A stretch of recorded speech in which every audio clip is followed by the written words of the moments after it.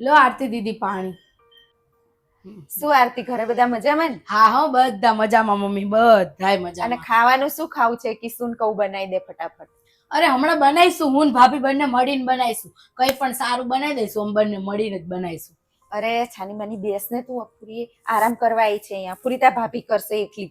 હવે 2 જણનું વધારે કરે એમાં તૂટી જાય છે. કઈ કરાવું નહીં, બેસ માં જોડ શાંતિ વાતો કર ને. મમ્મી એક વસ્તુ તો સાચી જ છે હો, સાસુ બને ને એટલે માં બદલાઈ જાય. સાસુ સાસુ જ રે.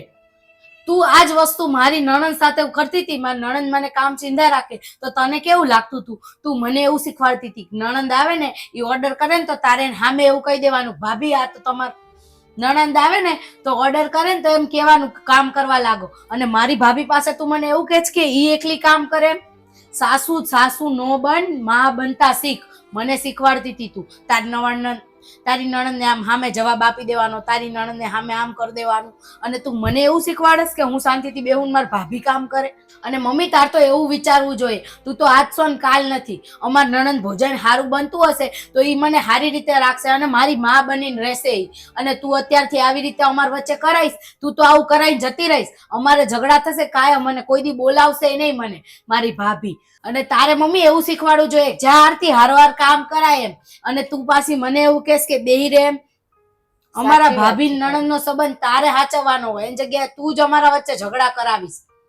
સાચી વાત હો આરતી તારી, કે મારે છે ને હું તો આજે હોય ને કાલે ના હોય, પણ તમારે જો નણંદ ભોજન સારું બનતું હશે ને તો પિયર ખુલ્લું રહેશે તમારું. પણ જો ભાભીઓ હારી જોડે, ભાભીઓ જોડે હારા થઈને નહીં રહો ને તો ભાભીઓ કાલ હવાર નહીં રાખે. પણ ના, તારી વાત સાચી છે હો આરતી. બેસ તું, હું ભાભી બનાવી દઈએ રસોઈ. આમ તો આરતીની વાત તો સાચી હતી હો, કે જો અમે તો આજ છીએ ને કાલ નહીં. ભાભીઓ જોડે હારા થઈને રહેશે તો ભાભીઓ એમને બોલાવશે, પિયર એમનું રહેશે. અને આ અમુક વાર છે ને એવું થાય કે વડીલો જ ડખા કરાવતા હોય નણંદ ભોજનમાં. આ જો હું સમજુ નહીં તો આ બેને ડખા જ થાય. કાલ હવાર આરતીને દાવાનું બંધ થઈ જાય. મારી આરતી આમ તો ડાઈ છે, સમજુ છે.